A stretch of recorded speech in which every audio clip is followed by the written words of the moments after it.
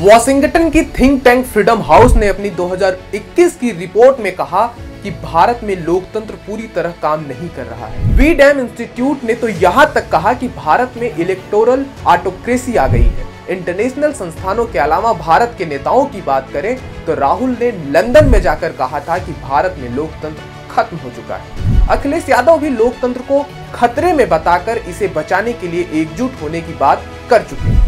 लोकतंत्र खतरे में है, ये जुमला आप अक्सर सुनते आए हैं, कभी ममता बनर्जी से, कभी अरविंद केजरीवाल से, कभी कांग्रेस के कई नेताओं की जुबान से। विपक्ष के लगभग सभी नेता लोकतंत्र की दुहाई दे चुके हैं। दरअसल सभी को ऐसा लगता है कि बीजेपी ईवीएम के साथ छेड़छाड़ करके बहुमत पाती है। ईवीएम का रोना पिछले 10 सालों से चल रहा है और इस बार के नतीजों से एक बात साफ हो गई है कि ईवीएम के साथ 2014 और 2019 में किसी तरह की कोई छेड़छाड़ नहीं हुई थी। ईवीएम के साथ छेड़छाड़ करने की मंशा अगर बीजेपी की होती तो 400 पार का दावा करने वाली पार्टी 272 तो हासिल कर ही लेती। लेकिन इस बार बीजेपी को स्पष्ट बहुमत नहीं मिला, विपक्ष की सीटें बढ़ी। यूपी की अयोध्या जैसी सीट बीजेपी नहीं बचा पाई। नरेंद्र मोदी मंत्रिमंडल के 19 मंत्री चुनाव हार गए। ऐसे में नरेंद्र मोदी को डिक्टेटर कहने वाले गलत साबित हुए हैं। नरेंद्र मोदी ने जनादेश को स्वीकार किया है,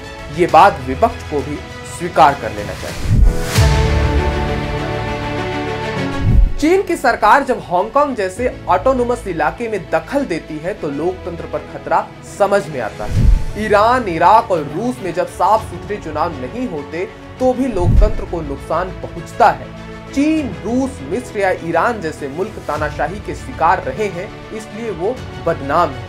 आज जनता अपने मुद्दों की सुनवाई चाहती है, अपनी भागीदारी चाहती है। वो मौजूदा हालत से नाखुश है तो उसे लोकतंत्र की व्यवस्था के जरिए ही बदल रही है। जनता जागरूक हो चुकी है। नरेंद्र मोदी अगर उम्मीदों पर खरे नहीं उतरेंगे तो उन्हें भी जनता बदल देगी। भारत में डेमोक्रेटिक सिस्टम इतना मजबूत है कि उन्हें ज्यादा खतरा नहीं है। डर तो हंगरी और पोलैंड जैसे देशों को है जहां लोकतंत्र की जड़ें उतनी मजबूत नहीं है।